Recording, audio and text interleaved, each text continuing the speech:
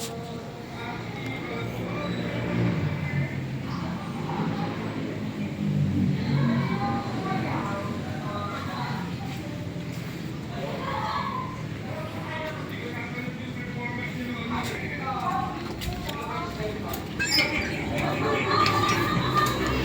ang ating Hindi na po focus eh. Madilim. Hindi na po focus. Now, nais ko po ulitin mga kapatid here in Luke chapter 2, Hindi pa nasuzoom. Ay, nasuzoom. verse 11.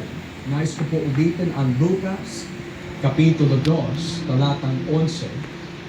Ang sabi po ng Baka ako lang Biblia sa nagkamali pagkat, kanina. Sana nga. Nasa iting kanina. isinilang ngayon sa Bethlehem, sa bayan ni Haring David, ang iyong tagapagligtas, ang Kristo Ito, tinaas ko yung na quality. siyang Panginoon. Now, many of us know this afternoon na ito po ay Pasko. Araw po ng Pasko. It is Christmas. Pero many of us must understand kung ano po talaga ang purpose, layunin po ng Diyos for Christmas.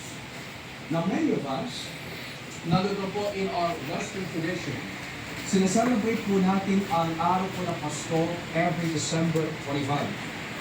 Pero historically, kung pag-aaralan po natin the history of Christmas, it has not always been on December 25. Matter of fact, in ancient times of the early churches, if you are part of the Western Church, sineselebrate po nila ang Pasko every December 25 during the times of the Roman winter solstice. Nang ibig sabihin, ang mga pagano po in those days, sineselebrate po nila ang kanilang mga Diyos-Diyosan sa pamagitan po ng mga pista. So, ang ginawa po ng early church of December, in the December month, is that instead of... Inaalog ko, tignan ako kung gaano ka-stable. They had dedicated December 25.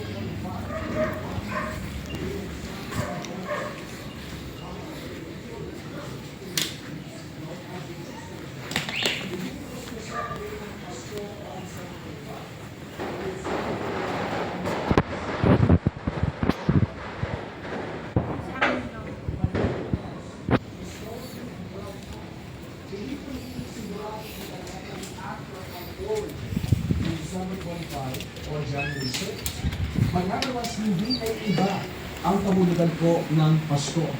When we think about Christmas, ang unang-unang naiisip po ng mga bata o maaari mga taong talagang fanatic of Christmas is mga regalo.